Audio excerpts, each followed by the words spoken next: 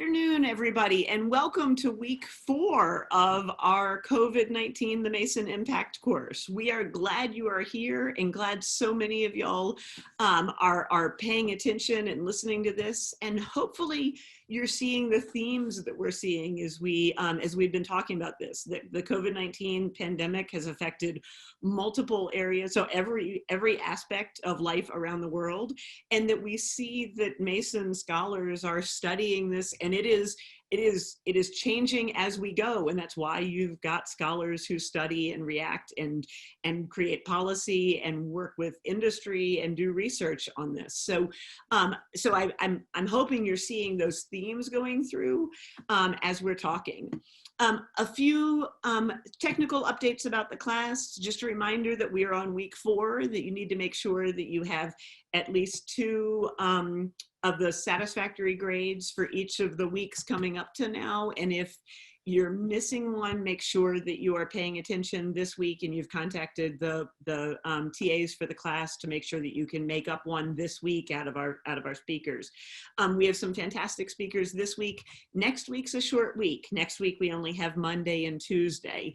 You're officially only required to do one the final week, but again, you can do both of them that week. And I would really encourage you that both of the last week's speakers are really interesting. One is on the modeling, including the modeling we did of how students interact on campus. And the last one is in fact our campus physician and our emergency response team, who are going to be talking to you and answering your questions about the return to campus plan. And many of you, probably all of you, have now gotten information both about if you're coming to campus, what that looks like, if you're not coming to campus, what that looks like, and the safe return to campus training.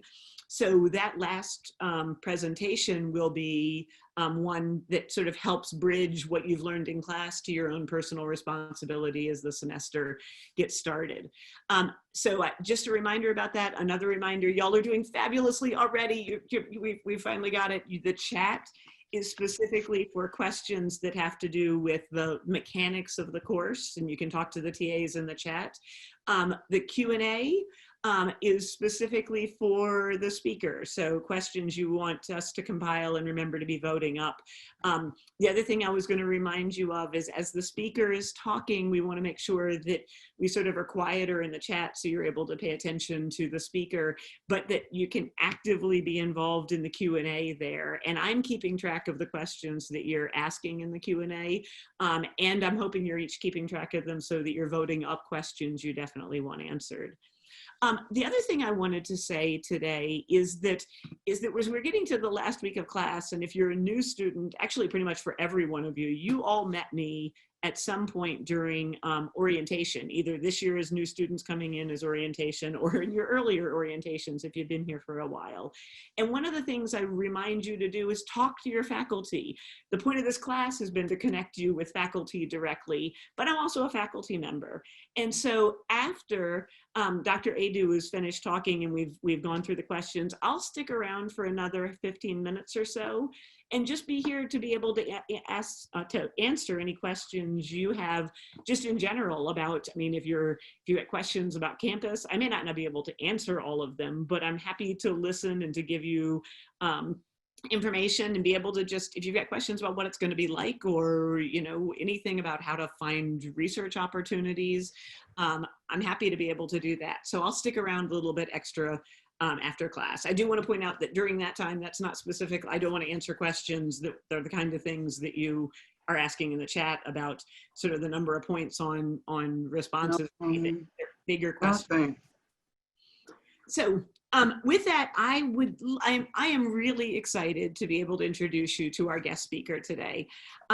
Dr. Abena Aidoo is a faculty member in the School of Sport, Recreation, and Tourism Management, which is a division in our College of Education and Human Development, which you have on the slide right here. She is an associate professor who teaches courses in tourism and events management. Some of the classes that I think are fascinating, and I wish I could go back and be a student to be able to see what she does and be able to take classes with her. And I know of her research when she's been talking to me about the work that she's done on her research in tourism in Africa, but she's a professor and an expert in tourism in general. And so I'm really excited to have her talk to us today about tourism and the COVID-19 effects on tourism. So with that, Dr. Aidoo, I'll turn it over to you. Sure, thank you so much, Dr. Asher. Before we start anything, it is really interesting. I know you are out there, but I can't see you.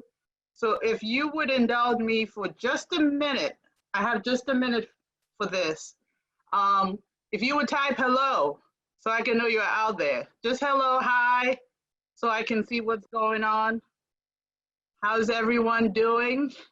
I hope you're keeping well. I hope you're keeping safe. Hello, everyone. So good to see you here. Thank you for coming out. So again, I'm just doing 30 seconds. But I'm seeing all the hellos. I can actually see the chat now. Yes, excellent. Okay. So one more and then I'll say bye. Thank you. Thank you so much. Thank you everyone for coming out, or I should probably say tuning in today. I hope that this lecture helps you understand another aspect of how COVID has impacted economies and countries. So as Dr. Asher said, I am an associate professor. My name is Dr. Abena Aidoo, and I am an associate professor in the Tourism and Events Management program, which is housed in the School of Sport, Recreation, and Tourism Management, which is then housed in the College of Education and Human Development.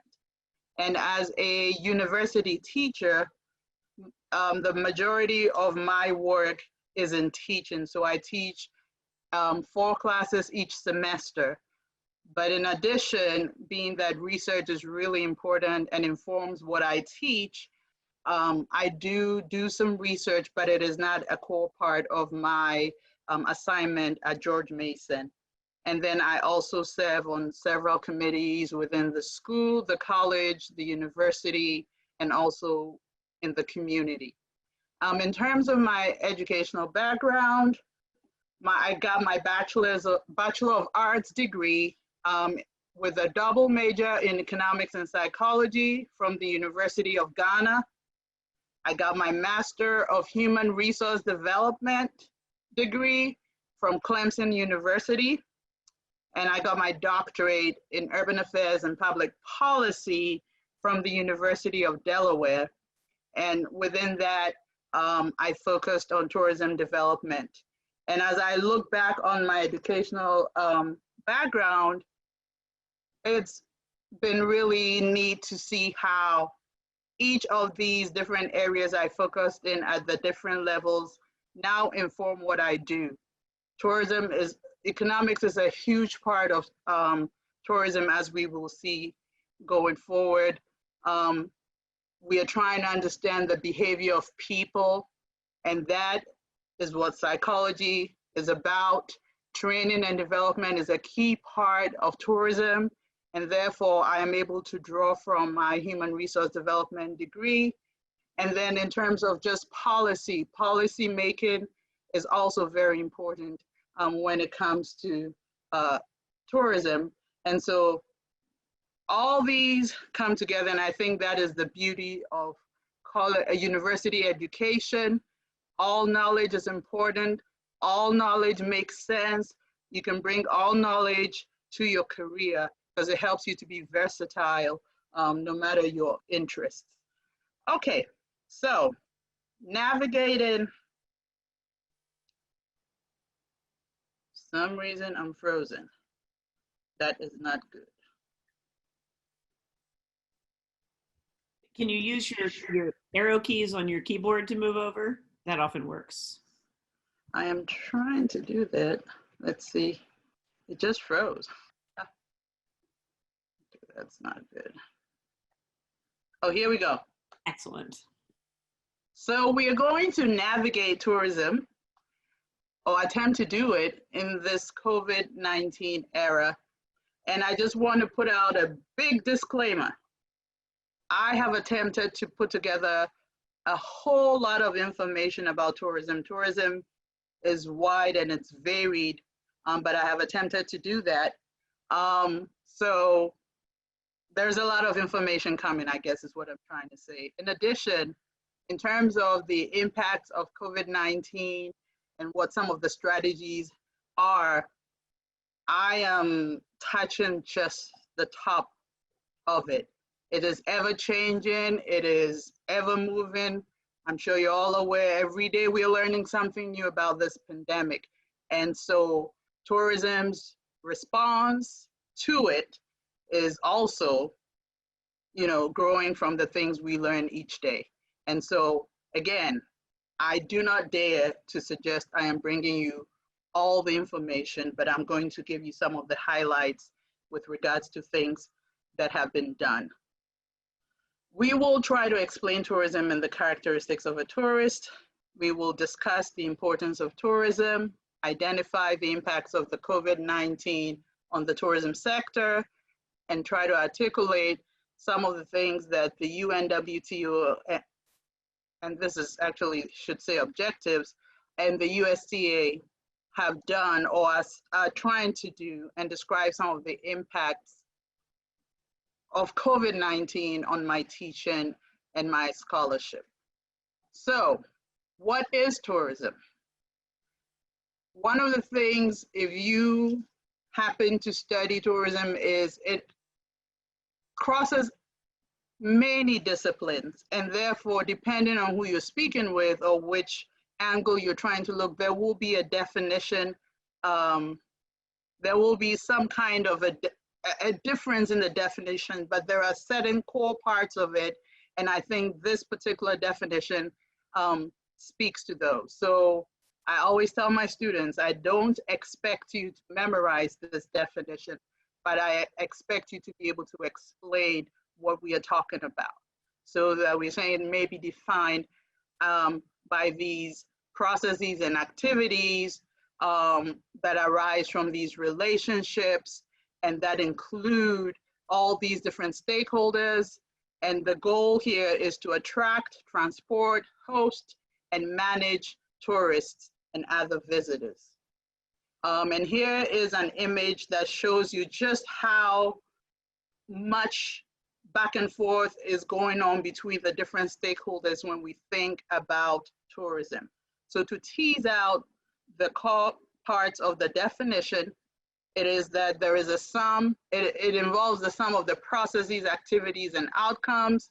There are relationships and interactions between tourists, very important, tourism suppliers, host governments, host communities, as well as the surrounding environment, which is typically the origin government, so where people are traveling from, the government in these places, tertiary educational institutions like George Mason, and also NGOs, non-governmental organizations. So there is a process, there's a relationship, and there are all these different stakeholders. Key thing to remember about tourism is that it is a voluntary activity, that people are engaging in it not because they have to, but because they want to. And that becomes important because if people don't have to, then you, speaking from the destination, have to make them want to and to come to you. So please put that at the back of your mind. Another aspect of tourism is the fact that it is widespread and it is complex. Widespread because it is a global industry. It transcends the globe. And it is complex because there are so many moving parts when you think about tourism, and we will look at some of them in this presentation. Another thing about tourism is that it is vulnerable and subject to uncertainty. And if ever there was a time that this characteristic has been tested, it is in this COVID-19 era. And because of its nature, it requires sophisticated management. In order to be able to accomplish this sophisticated management, it helps to think about tourism as a system. And a system is this phenomenon that is made up of component parts, and it itself is a part of a larger system. So when you think about the tourism system, it is a part of the larger economic system in countries, for instance. Another aspect, another characteristic of a system would be the fact that there are interactions, and we have already seen that in our definition, that occurs between and among different components of the system. And the third, which I think is really important as we think about this era, is interdependence.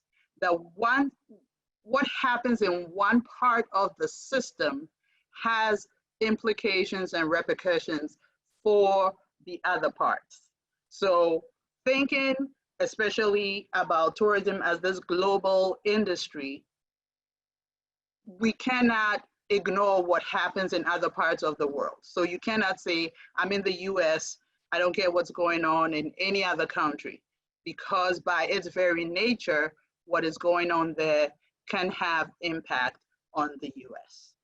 So we're gonna look at these elements of the system. And I have some of these Google images, to show us. But the first element says there has to be at least one tourist. And there are 3 criteria that must be met in order for one person to be considered a tourist. So again, think about it. We said first, it is a voluntary activity. So therefore, not all travel qualifies as tourism-related travel. But the other level is to say that not everyone who travels would be necessarily a tourist. In order for them to be considered a tourist, there are 3 criteria that have to be met: spatial, temporal, and the travel purpose. When we talk about spatial, we are literally talking about movement. Now, this gets interesting as we again contend in the COVID-19 era, because what has always been the criteria is to say tourism involves movement from point A to point B. And now we have a situation where movement is being impeded. In terms of the spatial component, there are 2 ways to think about tourists. You have domestic tourists, who are the individuals who are moving from point A to point B, but in their same country. So if a person like me in Virginia were to travel to California, and to engage in tourism-related activity, that would make me a domestic tourist. On the other hand, if a person moves from their place of residence to another country, they are then deemed as international tourists, or as an international tourist. Now, within international tourism, you have outbound, which is going from your home to another destination, and you have inbound, which is people coming from other countries into your country. All right, so again, if we're thinking about someone coming from England to the US, that is counted as inbound tourism. When we think about domestic and international, domestic tourists make up about 10 times the number compared to international tourists. However, you'll find that a lot of conversation tends to be around international tourism and one of the basic reasons is because with international tourism, that's where you are getting an influx of new money. If I went to California, yes, I'm taking my Virginia money to California. But at the end of the year, if the US were to calculate how much money had been made, there would be no new money into the US. Whereas if they were counting all the different people that came from outside the US, that's new money, and that's kind of what people are hoping to get. However, You cannot ignore domestic tourism because it comes in really handy. If we think back to 9/11, 2001, when international travel was really impacted because of the terrorist acts, domestic tourism helped to boost the industry. And actually, in this COVID-19 era, we see the same thing happening. We'll look at that a little bit later. You have long haul and you have short haul. Now, the UNWTO, which stands for the United Nations World Tourism Organization, has 5 regions: the Americas, Europe, Asia, and the Pacific, Africa, and the Middle East. The way they count long haul versus short haul is any travel from one region to another is considered long haul, regardless of distance, while any travel within the same region is considered short haul. Now, airlines and destinations, however, do use what we would think of the distance in their definition of long haul and short haul. The temporal component breaks tourists into stayovers and excursionists. And again, you will have different definitions of this. I always like to go with the simplest. And the simplest is to think of anyone who travels to a destination and stays for more than 24 hours is counted as a stayover, while anyone that spends less than 24 hours is an excursionist. So that's one differentiation. The other has to do with if you were to engage in international tourism, if you stay at the destination for 6 months or for 12 months or less, you can be counted as a tourist. After 12 months, you cease to be a tourist. For domestic tourism, the time limit is 6 months. We have 3 main categories of travel purpose. You have leisure and recreation. We're all familiar with this, going to the beach, chilling out. You have visiting friends and relatives, where for those of you who may have relatives in other countries, or if we're thinking domestic tourism in other states, say for the US, if you are visiting, but also meeting the criteria of spatial component and temporal component, then you are engaging in visiting friends and relatives. You have the business category, and a key component of that is MICE, or the acronym is MICE. It talks about meetings, it talks about incentive travel, conventions, and exhibitions. There's a key difference between a business tourist and a business traveler. A business tourist is counted when the payment, the funds come from the place of origin. So me in the US, if I were to travel to another country, but I went with money from Mason, that makes me a tourist because I am taking new money into this destination. However, if my travel was paid for by an entity in that destination, then I would be counted as a business traveler. There are other categories of travel purpose. You have sport, so think Olympics and all the different sporting activities we have. You have spirituality, think about going to the Vatican, or going on a Hajj. All those are counted under spirituality. You have health, medical tourism, which is really growing as a category of tourism. And then you have study, always remembering the time limits, etc. Multi-purpose has to do with an individual that's engaging in tourism-related travel, but is going for 2 or more purposes. A challenge with that has always been, how do we count it? Because usually, even if you are filling out a form, you only have room for 1. And there's a feeling that that is why the 3 that we call the main categories continue to be the main categories, because usually that's what you're going to put. I'm going to a conference, so that counts as business. It does not count the fact that after I leave the conference, I'm going to engage in some spiritual related travel or health related travel. And so that is a challenge when it comes to counting the number. So our next part of the system has to do with the tourist generating region, which is the origin region. And you want to understand what's going on with the community. When people in that community leave to go to engage in tourism related travel, there are consequences for the community. Businesses don't have as many people coming to them, and there are consequences. So as you're thinking about managing tourism, you want to think about that. The government. We know there are countries where they have regulations on where their residents can go. And so that is something that if you are interested in tourism and its management, you want to think about. And also push factors. And some of these push factors include discretionary income.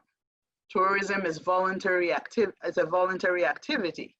Well, typically you're going to be spending money that has no obligation.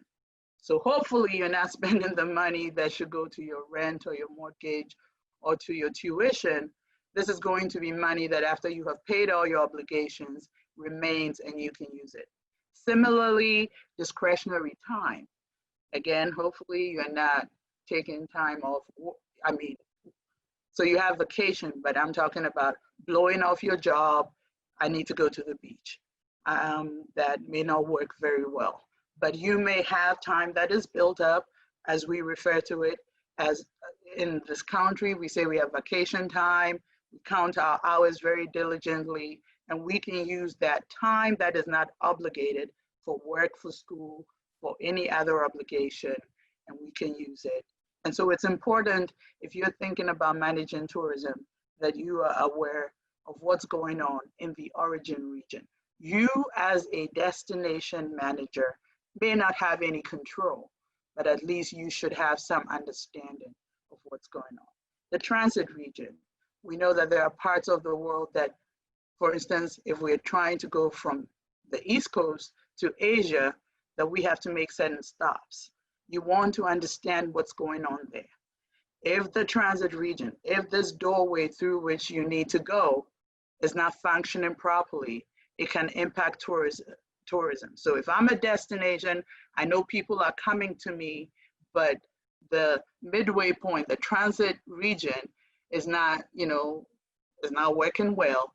That is something I want to be aware of. There's also the challenge that sometimes these transit regions become competitors, right? That they can create an atmosphere where someone's like, instead of going all the way to point C, which is going to take me 2 days, I can just stay here and have a good time also. So as a destination, I want to be aware of that. Then we have the destination region, right? At least one tourist destination. And there again, you want to think about the community, the residents, because if they are not for tourism, they can cause problems. You have situations where people have gone places and the residents have treated them poorly. One thing you never want to have in tourism is any kind of bad press, bad image. And therefore, it is in everyone's best interest that the community is made a part of the decision making and has a buy-in when it comes to tourism development. The destination government can put in place rules and regulations that would either open it up to tourists or not. We know in the US, recently we've had a lot of travel bans where different countries, people from different countries have not been allowed to come into the US. If that is a place where we are looking to draw tourists, that is an issue that needs to be considered. Within the destination region, you want to think about the pull factors, the attractions, the services, how affordable is your destination. You have the industry, which is the sum of the industrial activities that produce goods and services wholly or mainly for tourist consumption. So Here are some examples I have put forward: the accommodation, transportation. Together with attractions, the tourism industry and attractions make up the tourism product. Okay, here are some key agencies, and I'll be referring to them. The World Tourism Organization I mentioned already, the US Travel Association, and the Virginia Tourism Corporation. Why is tourism important? So here are some numbers. In 2018, which is where we have a full picture, we had 1.4 billion tourists, and that was a 5% increase from the previous year. The amount of money the tourists spent came up to, and the dollar here is the US dollar, 1.7 trillion. And 2018 showed the 9th consecutive year of sustained growth. So here are some images to show you what things have what things look like starting from about 2008. We can see there has been a bit of a growth. We've had some stumbles, but tourism is still has been hanging on until now. So in terms of the 5 regions, Europe always takes the lead, has 710 million tourist arrivals. And then you can see the other regions.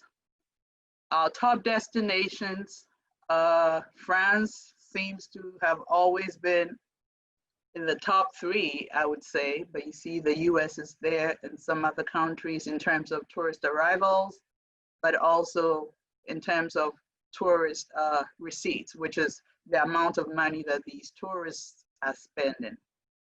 So part of what contributed to the numbers for 2018, strong global economy, as well as these others, technological advances, new business models, and visa facilitation, different ways to make it easier for people to travel from place to place.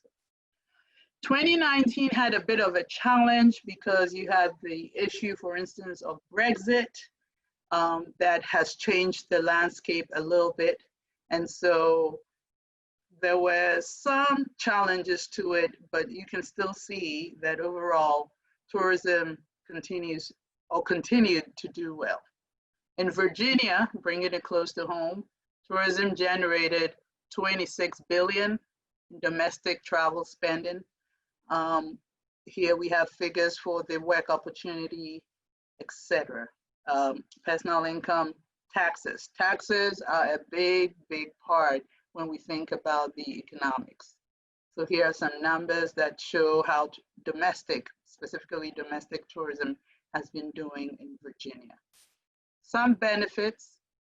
Economically, you have revenue, which is the direct, what is spent by tourists, but then that generates other revenue as it goes through the economy. You have the fact that as tourism does well because of its relationship with other sectors, these sectors also do well. If you think, for instance, more people come, more food is consumed, which means people in the agricultural sector also see an increase.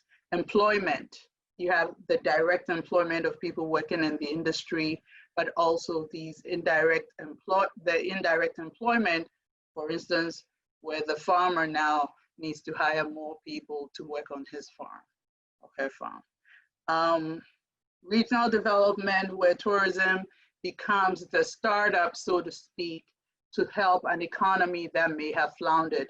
We have in the US a lot of small towns that used to be industrial hubs where the manufacturing has moved away. Tourism becomes the way to restart the economy. Socioculturally, you're thinking about promotion of understanding that as you travel to different places, you get to see people and you get rid of some of the stereotypes or prejudices that you may have grown up with because you didn't know these people. Suddenly you go there and you're like, oh, we like the same things, or we don't like the same things. preserving the culture and providing social well-being for the residents. Environmentally, tourism helps to enhance and preserve environmental assets. In terms of cost, the negative impacts, you have just the fact that to do anything, you have to pay for it. And that money has to come from somewhere, and that becomes a cost. Fluctuations in tourist arrivals can impact a destination. And again, if ever there was a time, it is in this COVID era time, competition from other sectors. And there is sadly, while tourism is lauded for its employment, there is the reality that some of the types of jobs tend not to be the highest paying or highest skilled jobs, and that can be problematic in the long run. Socioculturally, almost the commodification of culture, where you're trying to curate your culture to meet the needs of your tourists to the detriment of the fabric of the destination, as well as demonstration effect, where the youth in your destination may be looking at these tourists and trying to emulate them, and sometimes it does not have the best results. Crime is an issue, and how residents feel can be a problem. Environmentally, you have to build a hotel. Well, that means tearing down vegetation, and that can have repercussions on the environment, which then leads the environment to respond. And then also there are some human responses that may not be favorable. And then of course, to go from point A to point B, you have to use some mode of transportation. And we know conversations about carbon footprints and the issues with the climate. All right. Impact of COVID-19 on tourism.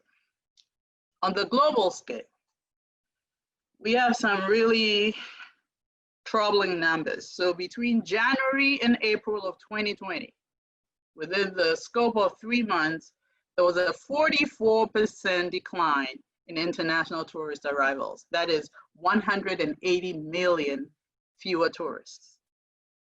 There was a 55% decline in March and a 97% decline in April.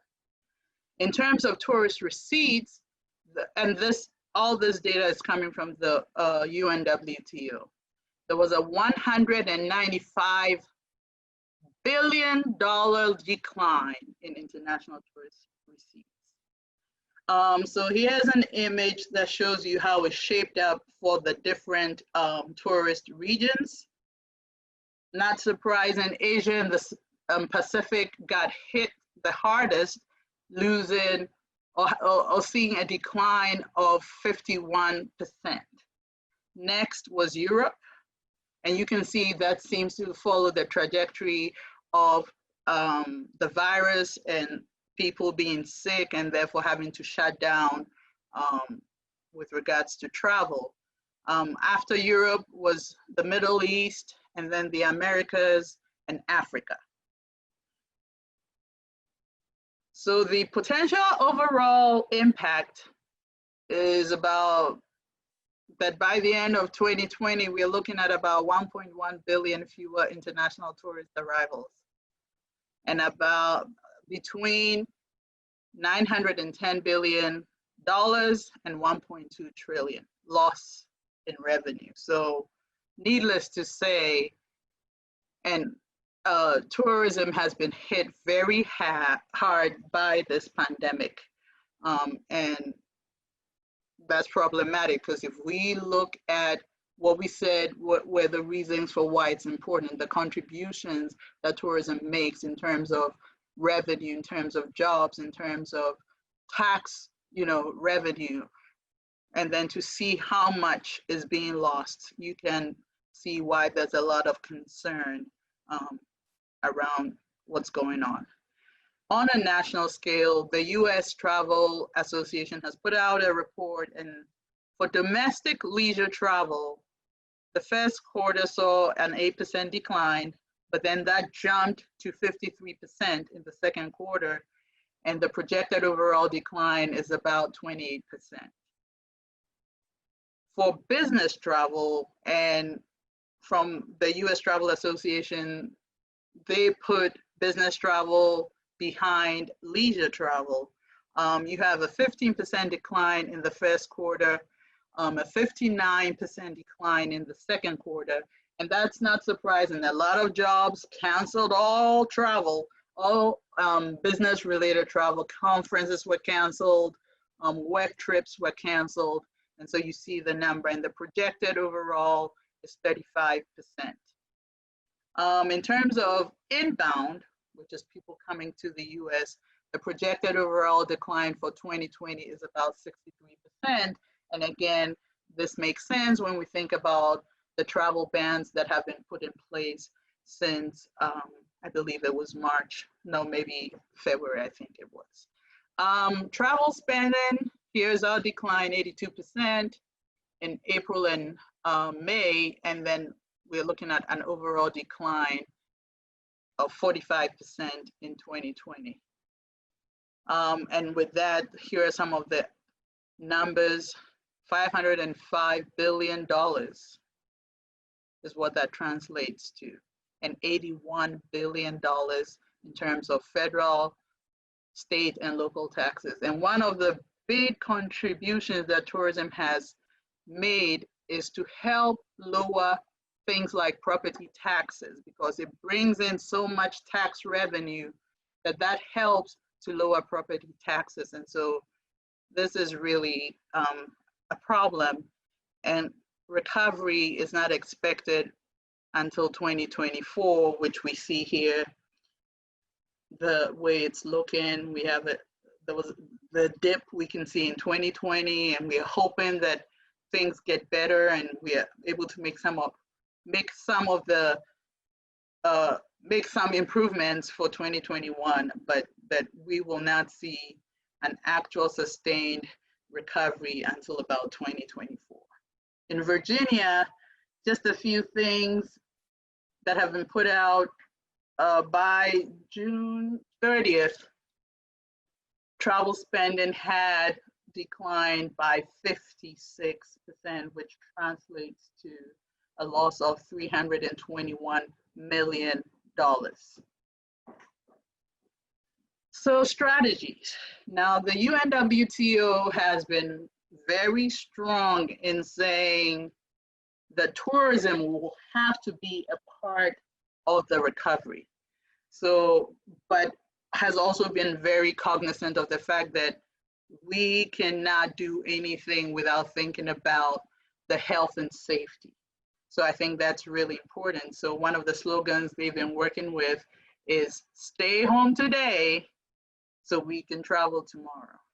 So trying to walk in step with the public health concerns. In terms of some things that have been proposed, managing the crisis, providing stimulus, and preparing for tomorrow. Some of the proposals that have been put forth by the UNWTO. It has three scenarios that it talks about, the UNWTO, that if we are able, and we're already in July, so we are still struggling with this, but the gradual opening of borders and lifting of travel sanctions, if we were to go with July, this is how the recovery would look like. If it's really happening in September, we see that there's a recovery, but it's not as steep. And then if we have to push it all the way to December, then here's what recovery is going to look like. And we can see that that's, as it says, scenario 1 means 58% decline, scenario 2, 70, scenario 3, 78. So some areas to think about: border management, the private sector, air travel, hospitality, and all these others, the attractions, very important, and destination management. And some tools thinking about hygiene. How are we keeping these spaces clean and safe? There needs to be a lot of coordination among stakeholders, health professionals with private sector, with the government, coming together to ensure that we are making it safe for all tourists. Communication is key, training is important, marketing is important, technology. So technology is definitely filling the gap. And then of course, sustainable practices are important. For the US Travel Association, they have put forth 3 recovery initiatives. One is to suggest, or not to suggest, but to propose an industry-wide national marketing campaign that will seek to motivate travel in the US. You know, people are still a little wary about it. So it is important for people within the industry to come up with a way to ensure and, you know, encourage people to travel, but make sure it is safe to travel. Federal grants for destination marketing organizations, because many of these organizations have been decimated in terms of their budgets. And then maybe provide a tax incentive. You know, again, I said companies have cut down on business travel, A, for the health concerns, but B, because many of them have lost a lot of revenue. And so providing these incentives, and the belief is if these 3 things are done, then here's the hope of what could happen in terms of recovery. There could be a more than 71 billion increase in travel spending, 162 million in economic output, and an 11 billion increase in taxes, with the majority of it happening obviously in 2021. So COVID-19 and my teaching, research, and service. I will say, I always would tell students how tourism was this vulnerable, big, widespread, complex entity. And while I knew that and understood that, what has happened in COVID in this era has actually just shaken my grasp of it. And so it has led to really focusing more on what we mean when we say tourism is this vulnerable phenomenon, to see the decline that has happened, how very strongly hit the industry has been.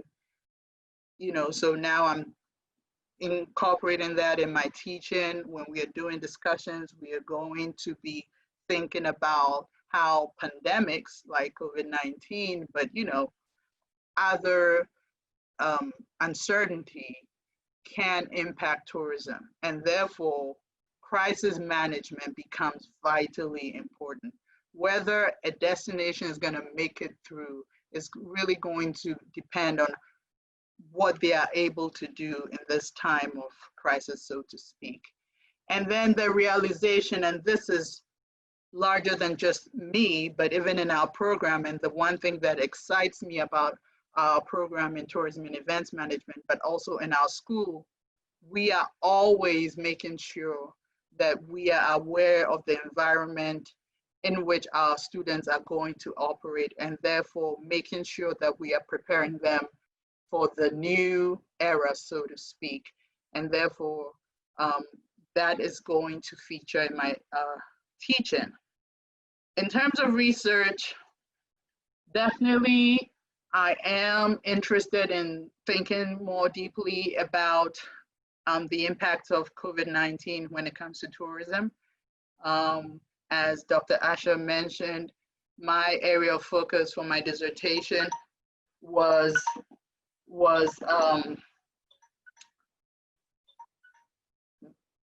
my area of focus was in West Africa, so I am definitely curious to see how things are shaping up. One of the classes I teach is women in tourism, because I think when it comes to tourism, women have a very interesting and unique opportunity. And I am really curious to see how this COVID-19 era is going to impact women's involvement in the tourism industry. And then I am interested in, comparing different destinations, what they did, and therefore how it has impacted their recovery, particularly in tourism. In terms of service, on-campus efforts, happy to serve and, think more broadly about how Mason, we do what we do, right? And I am excited to be a part of conversations as we find our way back from what has been an interesting year. And I happen to serve on a board of a park authority, and we have been having lots and lots of conversations about how this pandemic has impacted our activities and different things that are being done. So I'm excited to engage more broadly with the community as we, again, discuss how do we come back from what has been a pretty major hit in the industry. So here are some of the references that I used for this presentation. And I would like to say thank you, and I'm not even going to lie. I don't know any of these languages, but it looks like a good image. So I'm sure, hopefully some of you can identify some of the words. I do know merci, which is French, but that's about it. But thank you so much. I hope that this gave you some information about what's going on with tourism. And now, questions.